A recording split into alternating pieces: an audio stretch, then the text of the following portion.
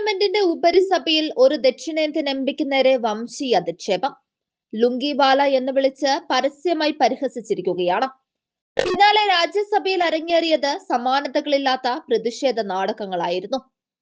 രാജ്യസഭയിൽ CPIM MP John ബ്രിട്ടാസിനെതിരെ തൃണമൂൽ കോൺഗ്രസ് അംഗം സുഷ്മിത ദേവ് നടത്തിയ പ്രയോഗമാണ് വൻ വിവാദമായത്.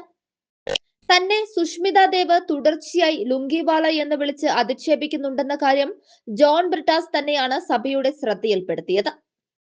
ഒരു മലയാളി എന്ന നിലയിലും ദക്ഷിണേന്ത്യക്കാരൻ എന്ന നിലയിലും അണിയുന്ന വസ്ത്രത്തിലും സംസ്കാരത്തിലും അഭിമാനം കൊള്ളുന്നയാളാണ് താനെന്നും സഭയ്ക്കുള്ളിൽ ഇത്തരമൊരു അധിക്ഷേപം അംഗീകരിക്കാനാവില്ലെന്നും ബ്രിട്ടാസ് ശക്തമായി വാദിച്ചു.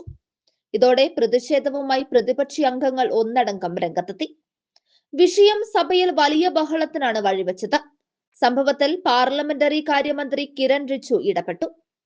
രാജ്യസഭയിൽ എല്ലാ അംഗങ്ങളും തുല്യരാണെന്നും പ്രാദേശിക വിവേചനങ്ങൾ പാടില്ലെന്നും അദ്ദേഹം വ്യക്തമാക്കിയെങ്കിലും സുഷ്മിത ദേവിനും പരാതി പറയാനുണ്ടെന്ന് മന്ത്രി കൂട്ടിച്ചേർത്തത് പ്രതിപക്ഷത്തെ കൂടുതൽ ചൊടിപ്പിച്ചു.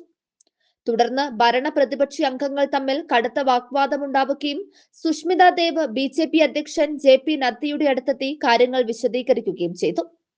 ബഹളം അനിയന്ത്രിതമായതോടെ ഉച്ചയ്ക്ക് 2 മണിവരെ സഭാ നടപടികൾ അധ്യക്ഷന് നിർത്തിവെക്കേണ്ടി വന്നു. ദക്ഷിണേന്ത്യക്കാരുടെയും വടക്കു കിഴക്കൻ സംസ്ഥാനക്കാരുടെയും ആത്മാഭിമാനത്തെ ചോദ്യം ചെയ്യുന്ന ഇത്തരം സംഭവങ്ങൾ ഇതാദ്യമായല്ല രാജ്യത്ത് ഉയർന്നു കേൾക്കുന്നത്. പണ്ട് BJP നേതാവ് തരുൺ വിജയ് വിദേശ മാധ്യമത്തിന് നൽകിയ അഭിമുഖത്തിൽ ദക്ഷിണേന്ത്യക്കാരുടെ തൊലിനിറത്തെക്കുറിച്ച് നടത്തിയ പരാമർശം വലിയ വിവാദമായിരുന്നു. വടക്കു കിഴക്കൻ സംസ്ഥാനങ്ങളിൽ നിന്നുള്ള ജനപ്രതിനിധികളും സാധാ മനുഷ്യരും ചിങ്കി എന്നും ചൈനീസ് എന്നും വിളിച്ച് നിരന്തരം അധിക്ഷേപിക്കപ്പെട്ടു. ദക്ഷിണേന്ത്യക്കാരുടെ ഭക്ഷണ രീതികളെയും വസ്ത്രധാരണത്തെയും പരിഹസിക്കുന്ന മനോഭാവം സഭയ്ക്കുള്ളിലും പുറത്തും പലപ്പോഴും ആവർത്തിക്കപ്പെടുന്നുണ്ട്. ഭാഷയുടെയോ വസ്ത്രത്തിന്റെയോ പേരിൽ സഹപ്രവർത്തകരെ അധിക്ഷേപിക്കുന്നത് സഭയുടെ അന്തസ്സിന് ചേർന്നതല്ലെന്ന് രാജ്യസഭാ ചെയർമാൻ മുന്നറിയിപ്പ് നൽകിയതാണ്.